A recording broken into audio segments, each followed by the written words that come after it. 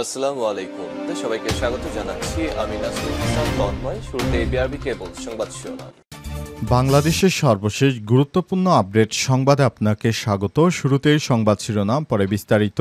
প্রথমেই জানাবো, ৫ কোটি টাকা না পেয়ে অস্ত্রশস্ত্র নিয়ে শেষ ব্যবসা প্রতিষ্ঠানে হামলা, গুলি। মিটফোর্ডের সামনে ভাঙাড়ির ব্যবসায়ীকে নৃশংসভাবে হত্যার ঘটনায় দেশজুড়ে যখন নানা আলোচনা সমালোচনা সৃষ্টি হয়েছে, তখন চাঁদা না পেয়ে রাজধানীর মিরপুরে পল্লবীতে প্রকাশ্যে ব্যবসা প্রতিষ্ঠানে হামলা ও গুলির ঘটনা ঘটেছে। আজ বিকাল ৫টার দিকে পল্লবীর আলাবদির টেক এলাকায় ঘটনা ঘটে। জানা গেছে, ৫ কোটি টাকা চাঁদা না পেয়ে শুক্রবার বিকেলে ওই এলাকায় একে বিল্ডার্স নামের আবাসন নির্মাণ প্রতিষ্ঠানে অস্ত্রশস্ত্র নিয়ে হামলা চালায় ৩০ থেকে ৪০ জনের এক দল দুর্বৃত্ত। বিষয়টি আজ জানাজানি হয়েছে। ওই সময় হামলাকারীরা ৪টি গুলিও করেছে বলে জানিয়েছে পুলিশ। এই ঘটনায় শরীফুল ইসলাম নামে প্রতিষ্ঠানটির এক কর্মকর্তা আহত হয়ে চিকিৎসার জন্য তাকে কুর্মিটোলা জেনারেল হাসপাতালে ভর্তি করা হয়েছে। জানাবো, যুদ্ধকক্ষ থেকে নিজেই লড়াইয়ের নেতৃত্ব দিয়েছেন খামেনি। যুদ্ধকক্ষ থেকে ইরানের পাল্টা হামলার পুরো পরিকল্পনা এবং পরিচালনার নেতৃত্ব দিয়েছেন ইরানের সর্বোচ্চ ধর্মীয় নেতা আয়াতুল্লাহ আলী খামেনি। ইরান ইসরায়েলের সাম্প্রতিক সংঘাত নিয়ে এক সাক্ষাৎকারে এই তথ্য জানিয়েছে দেশটির পার্লামেন্ট স্পিকার মোহাম্মদ বাঘের গালিবাফ। এরপর জানাবো, লেবাননের জন্য $100 মিলিয়ন যুদ্ধবিমান ও সরঞ্জাম বিক্রির অনুমোদন দিল যুক্তরাষ্ট্র। লেবাননের কাছে A-29 সুপার হর্নেট যুদ্ধবিমানের রক্ষণাবেক্ষণ এবং সংশ্লিষ্ট সরঞ্জাম বিক্রির সম্ভাব্য একটি চুক্তির অনুমোদন দিয়েছে মার্কিন যুক্তরাষ্ট্র। লেবাননকে এবার শক্তিশালী করে তোলা হবে।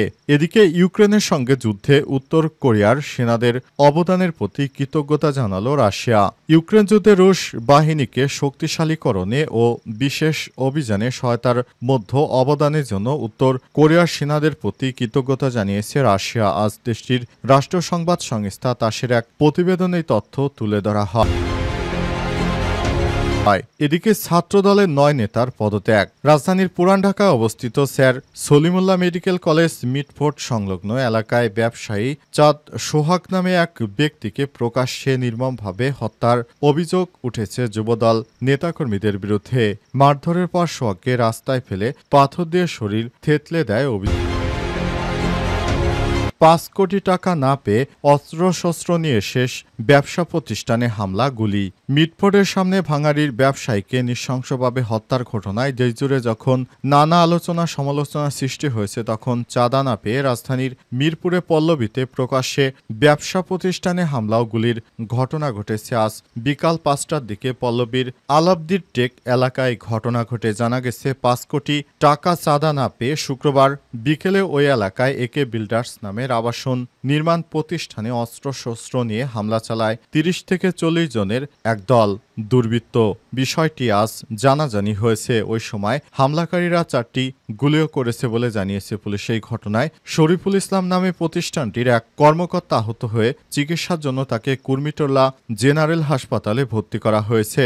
পল্লবীর আলাবদুটেক এলাকায় ওই প্রতিষ্ঠানের চেয়ারম্যান মোহাম্মদ কায়ুম আলী খান তার ছেলে আমিমুল এহসান গণমাধ্যমকে জানিয়েছেন, তার বাবা কায়ুম আলী খানের কাছে প্রায় ৩ সপ্তাহ আগে জামিল নামের এক ব্যক্তি ৫ কোটি টাকা দাবি করে ওই টাকা না দেয় ২ দফায় তাদের প্রতিষ্ঠানে হামলা চালিয়ে সিসি ক্যামেরা সহ জিনিসপত্র নিয়ে যায় সন্ত্রাসীরা। সর্বশেষ শুক্রবার বিকাল ৩টার দিকে ৩০ থেকে ৪০ জন সন্ত্রাসী এসে একে বিল্ডার্স নামের ওই আবাসন প্রতিষ্ঠান এলাকায় হামলা চালায়। ওই সময় তারা গুলিবর্ষণ করলে একজন আহত হয়। পল্লবী থানার ভারপ্রাপ্ত কর্মকর্তা ওসি শফিউল ইসলাম গুলিবর্ষণের সত্যতা নিশ্চিত করেছে গণমাধ্যমকে। তিনি বলেন, গুলিবর্ষণের ঘটনায় এখনো মামলা হয়নি, পাশাপাশি এই ঘটনায় এখনো কাউকে গ্রেপ্তার করা যায়নি। তবে ঘটনাটি গুরুত্বের সঙ্গে তদন্ত করে জড়িতদের বিরুদ্ধে ব্যবস্থা গ্রহণ করা হবে। বৃহস্পতিবার ১০ জুলাই চাঁদা দাবি ও হামলার ঘটনায় একে বিল্ডার্সের চেয়ারম্যান কায়েম আলী খান পল্লবী থানায় একটি সাধারণ ডায়েরি বা জিডি করেছেন। তিনি অভিযোগ করে বলেছেন, একদল দুর্বৃত্ত গত ২৭ জুন তার ব্যবসা প্রতিষ্ঠানে হামলা চালায়। পরবর্তী আবার ৪ জুলাই অজ্ঞাত ব্যক্তিরা তার প্রতিষ্ঠানে হামলা চালায়। উল্লেখ্য, বুধবার ৯ জুলাই সন্ধ্যায় ঢাকার মিটফোর্ড স্যার সলিমুল্লাহ কলেজ হাসপাতাল হাসপাতালের সামনে সড়কে লাল চাদর পেয়ে সোহাগ ব্যাপারীকে হামলা চালিয়ে বিএনপির দুর্বৃত্তরা হত্যা করে। তারাই এখনও বিভিন্ন স্থানে চাঁদাবাজি করছে এমন অভিযোগ পাওয়া গেছে। বিশেষ করে শেখ হাসিনা পালিয়ে যাওয়ার পর বিএনপির আশকারা অনেক বেড়ে গেছে। তারা বিভিন্ন জায়গায় মানুষকে ধরে তারপর চাঁদাবাজি করছে, যেটা সরাসরি ইন্ধন দিচ্ছে বিএনপির বড় বড় নেতারা। যুদ্ধকক্ষ থেকে নিজেই লড়াইয়ের নেতৃত্ব দিয়েছেন খামেনি। যুদ্ধকক্ষ থেকে ইরানের পাল্টা হামলার পুরো পরিকল্পনা এবং পরিচালনার নেতৃত্ব দিয়েছেন ইরানের সর্বোচ্চ ধর্মীয় নেতা আয়াতুল্লাহ আলী খামেনি। ইরান ইসরায়েলের সাম্প্রতিক সংঘাত নিয়ে এক সাক্ষাৎকারে এই তথ্য জানিয়েছেন দেশটির পার্লামেন্ট স্পিকার মোহাম্মদ বাঘের গালিবাব। তিনি বলেছেন, খামেনির নির্দেশে পরিচালিত সুনির্দিষ্ট ও ফলপ্রসূ হামলার কারণে ইসরায়েল ও ওয়াশিংটন মাত্র 12 দিনের মধ্যে যুদ্ধবিরতিতে যেতে বাধ্য হয়েছে। গালিবাব আরও বলেন, আমাদের নেতা আয়াতুল্লাহ আলী খামেনি হত্যাকাণ্ডের 3-4 ঘন্টার মধ্যেই নতুন কমান্ডার নিয়োগ দেন। তিনি তাদের ব্যক্তিগতভাবে তলব করেন, ব্রিফ করেন, নির্দেশনা দেন এবং সরাসরি যুদ্ধক্ষেত্রে পাঠিয়ে দেন। গালিবাব ব্যাখ্যা করে বলেন, আয়াতুল্লাহ আলী খামেনি ঠিক সেই ভূমিকায় পালন করেছেন যেমনটি তিনি 1980-এর দশকে করেছিলেন, যখন সাদ্দাম হোসেনের নেতৃত্বে ইরাক দক্ষিণ ইরানে হামলা চালিয়েছিল।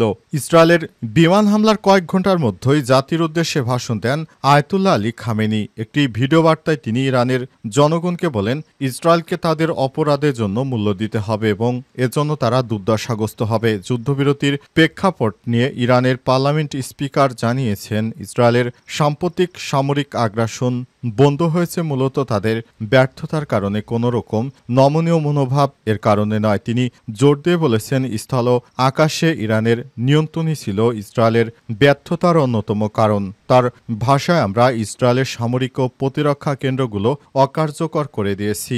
ইরানের স্পিকার আরও জানায়, যুদ্ধের শেষ দিকে ইরানি ক্ষেপণাস্ত্র হামলার নির্ভুলতার হার ছিল 90% বেশি, যার ফলে ইসরায়েলের প্রধান সামরিক ও বিমান প্রতিরক্ষা স্থাপনাগুলো অচল হয়ে পড়েছে। ইহুদিবাদী ইসরায়েলিরা সহজে জয় ছিনে নেওয়ার যে আকাঙ্ক্ষা করছিল সেটি তারা করতে পারেনি। তারা ইরানে হামলা করে সম্পূর্ণ ব্যর্থতায় পর্যবেসিত হয়েছে। ইহুদিবাদী ইসরায়েল মনে করেছিল তারা এই যুদ্ধে জিততে পারবে, কিন্তু কোনোভাবেই তারা জিততে পারেনি। তাদেরকে একরকম ধ্বংস করে দিয়েছে ইরানের যোদ্ধারা। ইরানের একটি মিসাইল হামলায় ধ্বংস হয়ে গেছে ইহুদিবাদী ইসরায়েলের সমস্ত গুরুত্বপূর্ণ স্থাপনা। লেবাননের জন্য $100 মিলিয়ন যুদ্ধবিমান সরঞ্জাম বিক্রির অনুমোদন দিল যুক্তরাষ্ট্র। লেবাননের কাছে A-29 সুপার টুনাকো যুদ্ধবিমান রক্ষণাবেক্ষণ এবং সংশ্লিষ্ট সরঞ্জাম বিক্রির সম্ভব একটি চুক্তির অনুমোদন দিয়েছে যুক্তরাষ্ট্রের সদর দপ্তর। এই চুক্তির মূল্য নির্ধারণ করা হয়েছে $100 মিলিয়ন বা $10 কোটি, অর্থাৎ 0.10 কোটি বিলিয়ন। বার্তা সংস্থা আনাদুলুর খবরে এই তথ্য নিশ্চিত করা হয়েছে। পেন্টাগনের এক বিবৃতিতে বলা হয়েছে, প্রস্তাবিত সমরাস্ত্র বিক্রি মার্কিন পররাষ্ট্রনীতি এবং জাতীয় নিরাপত্তাকে সহায়তা করবে, কারণ এটি মধ্যপ্রাচ্যে রাজনৈতিক স্থিতিশীলতা ও অর্থনৈতিক অগ্রগতির জন্য গুরুত্বপূর্ণ এক অংশীদার দেশের নিরাপত্তা জোরদার করবে। পেন্টাগন জানিয়েছে, লেবাননের সশস্ত্র বাহিনী LAF দক্ষিণ লেবাননে মোতায়েন রয়েছে এবং তারা গত নভেম্বর মাসে ইসরায়েল ও হিজবুল্লাহর মধ্যে হওয়া যুদ্ধবিরতি বাস্তবায়নে কাজ করছে। A-29 সুপার টুকানো বিমানগুলো মূলত কাছাকাছি যুদ্ধ সহায়তা এবং ম্যানড ইন্টেলিজেন্স, সার্ভাইলেন্স ও রিকনেসান্স ISR মিশনের জন্য ব্যবহৃত হয়। চুক্তির প্রধান ঠিকাদার হবে সিয়েরা নেভোদা। অবস্থায় ইহুদিবাদী ইসরায়েলকে চরম শিক্ষা দিতে পারবে লেবানন। লিবাননের হাতে যদি নতুন করে সব অস্ত্র আসে, ইহুদিবাদীরা কাঁপতে শুরু করবে। ইউক্রেনের সঙ্গে যুদ্ধে উত্তর কোরিয়ার সেনাদের অবদানের প্রতি কৃতজ্ঞতা জানালো রাশিয়া। ইউক্রেন যুদ্ধে রুশ বাহিনীকে শক্তিশালীকরণ ও বিশেষ অভিযানে সহায়তার মধ্যে অবদানের জন্য উত্তর কোরিয়ার সেনাদের প্রতি কৃতজ্ঞতা জানিয়েছে রাশিয়া। আজ দেশটির রাষ্ট্রীয় সংবাদ সংস্থা তাসের প্রতিবেদনে এই তথ্য তুলে ধরা হয়েছে। প্রতিবেদনে বলা হয়েছে, রাশিয়ার পররাষ্ট্রমন্ত্রী সের্গেই ল্যাভরভ বলেছেন, আমরা আবারও ইউক্রেনেও নাৎসি এবং বিদেশি ভাড়াটেদের হাত হাত থেকে ক্রুস্ক অঞ্চল সফল মুক্তিতে কোরিয়ান পিপলস আর্মির সেনাদের অবদানের জন্য আন্তরিক কৃতজ্ঞতা প্রকাশ করছি। রাশিয়া এবং উত্তর কোরিয়াকে লক্ষ্যবস্তু করার জন্য দক্ষিণ কোরিয়া ও জাপানকে হাতিয়ার হিসেবে ব্যবহার না করার জন্য যুক্তরাষ্ট্রকে সতর্ক করেছেন তিনি। উত্তর কোরিয়ার ওনসানে উত্তর কোরিয়ার পররাষ্ট্রমন্ত্রী চোয় সন হুয়ের সঙ্গে আলোচনার পর এক সংবাদ সম্মেলনে সব কথা বলেছেন রুশ পররাষ্ট্রমন্ত্রী সের্গেই ল্যাভরভ। উত্তর কোরিয়ায় সফররত রুশ পররাষ্ট্রমন্ত্রী দেশটির প্রেসিডেন্ট কিম জং উনের সঙ্গেও সাক্ষাৎ করেছেন বলে জানা গেছে। সংবাদ সম্মেলনে ল্যাভরভ আরও বলেছেন, ইরানে ইসরায়েলি ও মার্কিন হামলার অনেক আগেই উত্তর কোরিয়া কিছু প্রয়োজনীয় সিদ্ধান্তে পৌঁছেছিল, আর এ কারণে দক্ষিণ কোরিয়া ও জাপান জুড়ে যুক্তরাষ্ট্রের সামরিক শক্তি বৃদ্ধি সত্ত্বেও কেউ উত্তর কোরিয়ার বিরুদ্ধে শক্তি প্রয়োগের কথা ভাবছে না।